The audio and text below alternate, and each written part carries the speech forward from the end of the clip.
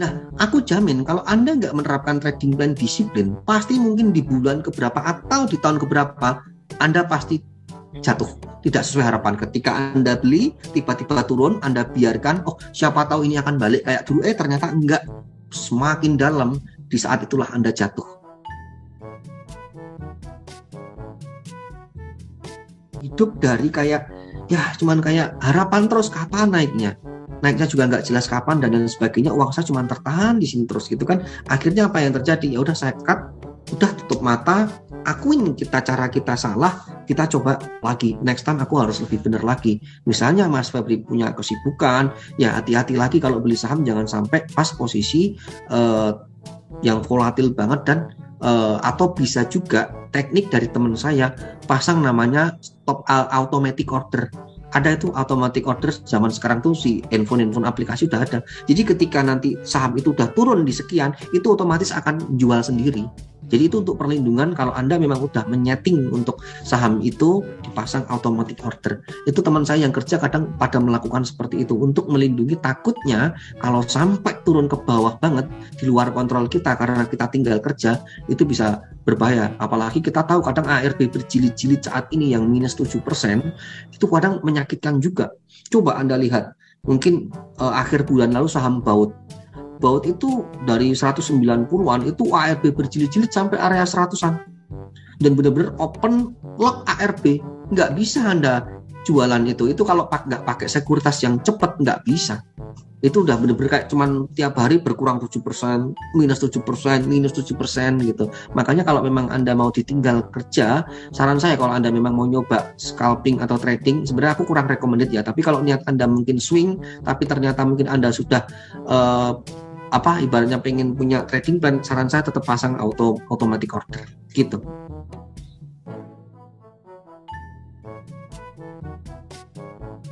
Yang mau saya tanyakan pertama itu bagaimana cara kita mencegah kecanduan trading.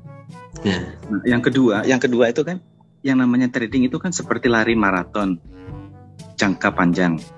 Bagaimana caranya Mas Bekti itu mengelola psikologis atau emosi, terutama pada saat turun, kalau pada saat naik kita kan happy cuan-cuan. Gimana pada saat jangka panjang mengelola emosi psikologi?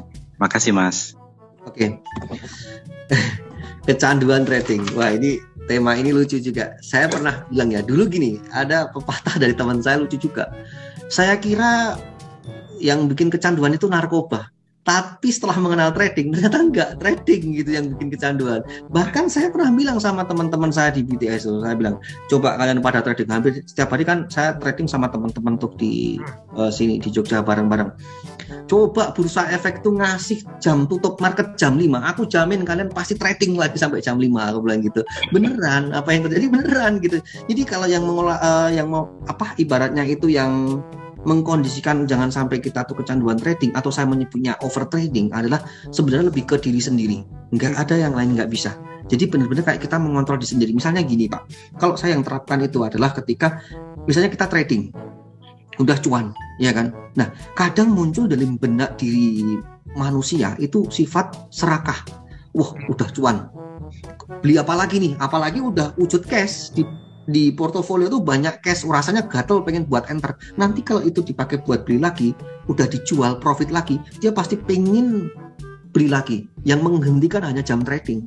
Ya, untuk mengontrol seperti itu adalah yang kita lakukan adalah kalau kita tuh mau bersyukur. Coba kalau itu kita tuh udah cuan, ya sudah.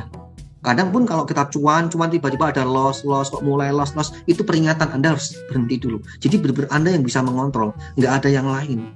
Karena memang benar-benar itu kayak semacam kayak masing-masing personal. Bahkan kadang kita itu di saham itu tahu kalau itu yang kita lakuin salah. Kalau kita itu semakin loss, kita kadang kan muncul perasaan balas dendam. Kalau bisa biar segera dipulihkan. Wah, saran saya jangan. Itu kalau udah kayak gitu nanti bermain emosi. Kalau Anda coba untuk trading lagi dan sebagainya, itu malah kalau Anda paksa malah nanti jadi loss, jadi kacau. Dan nanti Anda setelah menyesalinya untuk memulihkan BIP dari loss itu butuhin waktu bisa berhari-hari, bisa berminggu-minggu. Padahal lossnya mungkin hanya 1 hari. Makanya banyak juga yang tanya keterkaitan dengan ini. Mas Bekti, saya tuh udah profit setengah tahun, tapi hanya karena saya trading 2 minggu. Profit saya setengah tahun yang lalu habis, Mas. Ada yang tanya kayak gitu ke saya. Penyebabnya sama, over trading. Tapi makanya kalau kita itu memang mau bersyukur, pokoknya itu benar-benar cuma ditanamkan dalam diri kita sendiri. Jadi kita harus mengukur kapan kita itu saatnya berhenti, kata kita itu saatnya kita itu benar-benar kayak ibaratnya tuh rest sejenak dulu. Udah cuan, istirahat. Saya punya teman nih di BTS, itu ada teman saya yang tak ajarin kayak gitu. Tapi dia, aku belum bisa mas, belum kuat cara lihatnya. Alhasil apa yang terjadi? Ketika dia jam 9 trading, jam setengah 10 udah cuan, dimatiin komputernya. Dia duduk-duduk sambil mungkin makan mie, mainan HP, tapi dimatiin komputernya. Itu cara dia untuk di awal untuk mengerem diri sendiri dulu biar dia nggak lihat running trade. Kalau lihat running trade kadang-kadang dia masih tergoda. Gitu, makanya pelan-pelan seperti itu. Nanti ketika ada yang rame lagi, nyalain lagi komputernya gitu kan. Jadi kita bareng-bareng gitu kadang lucu juga kalau dipikir, tapi itu memang cara dia untuk mengerem biar jangan sampai terjadi overtrading. Masing-masing punya cara sendiri-sendiri, tapi yang ingin saya tekankan adalah itu benar-benar muncul dari diri sendiri. Kita harus menjaga jangan sampai kita itu mentalnya dibikin mental kayak kecanduan. Kecanduan itu benar-benar kita nggak bisa berhenti dari trading, apalagi orang yang nggak bisa memanage. Misalnya gini, ketika jam trading, pikirannya malah kemana-mana. Ketika nanti udah malam hari, pikirannya di rumah tuh masih trading, itu menurut saya salah. Jangan sampai, Anda juga jangan sampai bawa-bawa urusan trading itu sampai ke keluarga, ke teman, ke apa, ke rumah. Jadi biar Anda tuh enjoying hidupnya. Ingat, yang Anda mau lakukan ini trading, ini berkesinambungan. Anda harus manage banget dari depan. Kalau nggak di-manage, masa iya sih seumur hidup Anda mikirin trading itu, bahaya juga nanti. Nggak happy-happy nanti. Karena ada survei di Amerika, bisa dipastikan orang di saham itu punya tingkat stres paling tinggi. Hati-hati. Gitu. Jadi makanya Anda harus benar-benar memanage namanya trading itu benar-benar cuman saya trading selesai, tutup market, udah tutup. Kita ketemu keluarga, main sama teman, kemana, ya udah kita enjoying saat itu aja. Jangan pas ketemu sama teman masih mikir trading gitu, jangan gitu.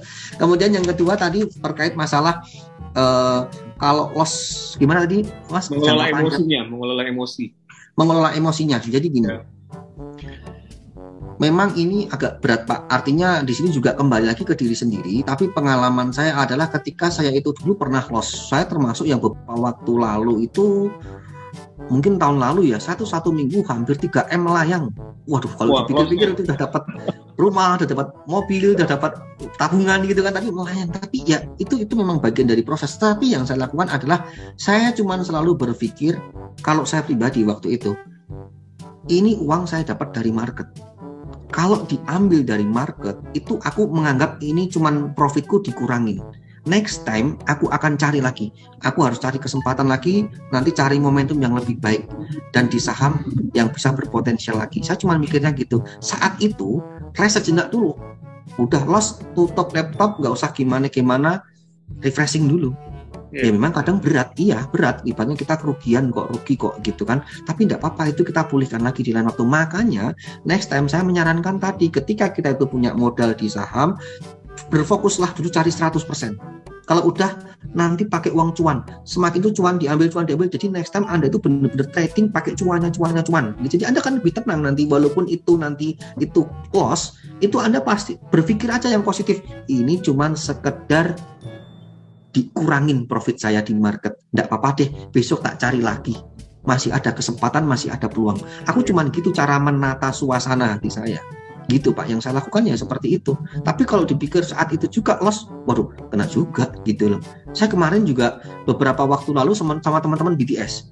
Anda tahu hari Selasa itu Antam kan 2840 tutupan. Pagi kan open ARB tuh. Mungkin hari Rabunya ya kalau nggak salah, itu teman-teman BTS kena semua. Waduh, loss gimana? Kalau udah kayak gini gimana? Udah rest dulu.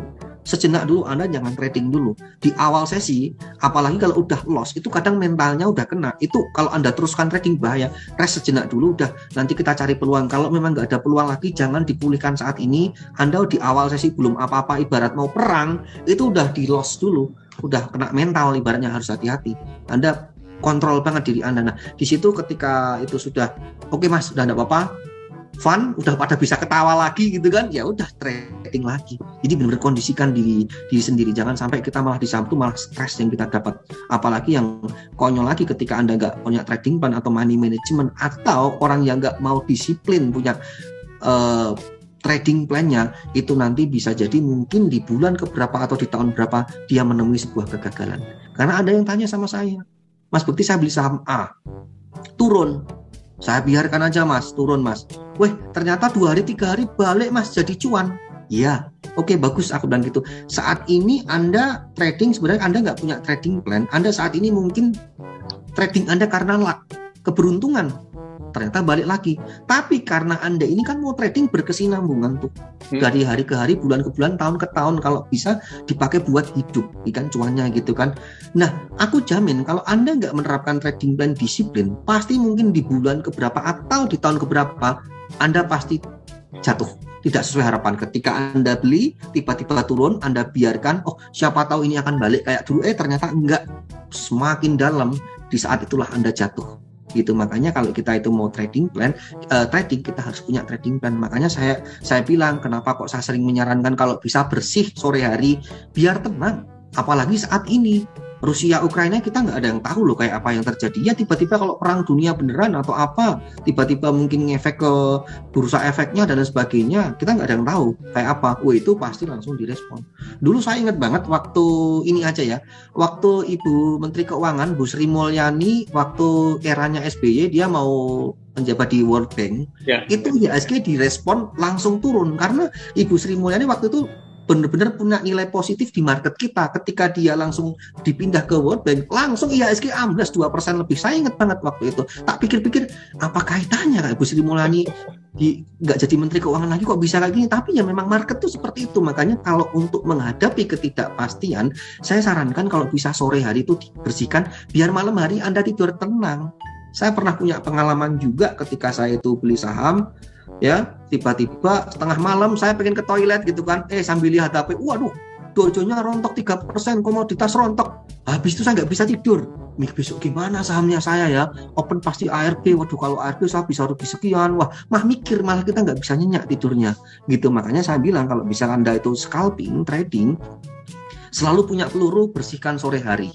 Jadi biar Anda lebih tenang. Kalau untuk menghadapi loss yang udah dalam tadi, ibaratnya kita udah rugi yang ibaratnya itu ya diri sendirilah yang bisa menguatkan spiritual. Makanya di saham itu kalau bisa pakai uang dingin, dan di awal Anda trading pakai uang kecil-kecil dulu. Kalau memang Anda udah membukukan 100%, pokoknya amankan modal Anda dulu di safety. Jadi benar-benar kalau ibarat kita itu orang dagang atau orang trading, itu aku trading itu sekarang udah pakai cuan, bukan modalku lagi. Jadi itu Anda akan lebih tenang dan nyaman cara tradingnya. Gitu Pak.